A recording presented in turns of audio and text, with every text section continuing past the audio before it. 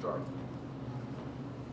The availability of substances is a matter that has bothered me for some time, and I've been in this country before to talk about it. This is not just a sport issue, this is a societal issue.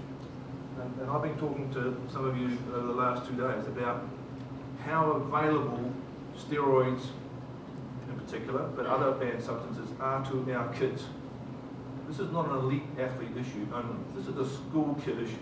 This is our children and our grandchildren who are being exposed to steroids at school.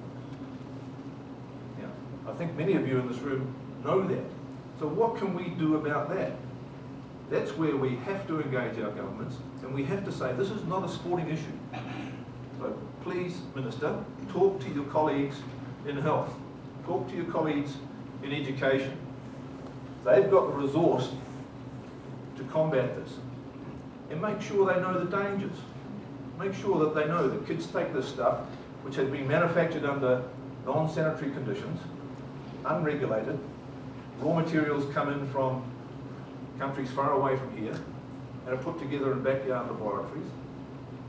So we've got our kids taking stuff they don't even know what is part of these pills. They don't know. It could kill them. It certainly can cause them major harm.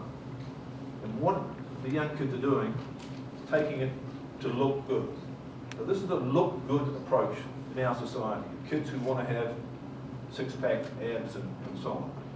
Not just boys. It's not just boys, it's girls as well. So these are the issues I think need to be looked at from a public health perspective and a public education perspective. You'll see that I've got on this list here costs. And I mentioned cost yesterday because we're living in a world at the moment where austerity seems to be the buzzword. And we're all told that governments are running out of money and people are running out of money. We have to confront that. We have to concede that's what's going on. So all the money that we have and we're spending on anti-doping must be spent wisely, effectively and efficiently and not wasted. And we're looking at ways and means of achieving that. Now that's when you start looking at, so what can you do in schools? What can you do by way of education? Do we have to send every sample that we collect to the laboratory? Or can we collect samples for educational purposes? Can we store samples for 4 or 5 years and not test them for a while, just so we can check later? Are there ways that we can do this in a different fashion? And I'm forever challenging people to think about that. On an annual basis, over the last few years, we've collected something like 250, 260,000 samples. When I say we don't do it at WADA, you do it. SAIDS does it, the National Anti-Doping Agencies do it, the international federations do it. We look at it, monitor it, and make sure everybody does it according to the rules. That's our job. But 260,000 a year. And of that, something between 1 or 2% turn out to be positive cases.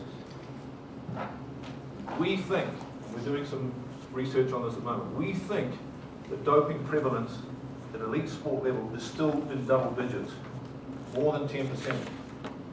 We're conducting more research along this line. So if you look at the success of science catching 1 or 2% when the numbers are maybe 5 or 6 times that, then we've got to say we need to do more. That means that cheats are flourishing. That means that there are more Marion Joneses out there who are competing internationally and winning and not testing positive. So, we think we catch the dopey doper. Very often, a young kid who knows no better. Very often, somebody who does it inadvertently. Very often, as we heard yesterday in this country, those who are a little bit too close to what you call here ducker. So there's a lot of that.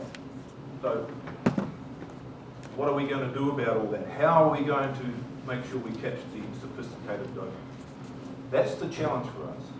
And I'm not going to go on now. It wasn't my job to give a keynote address on the ways and means of doing it, but I do want to show you another couple of slides that I think give you a real good idea of what influences there are on athletes and why we need to look at the entourage. I'm sorry, but this is the program I delivered a speech in Bangkok to the Asian ministers the other day, and it was something that I wanted to concentrate on, the whole of our wider activities.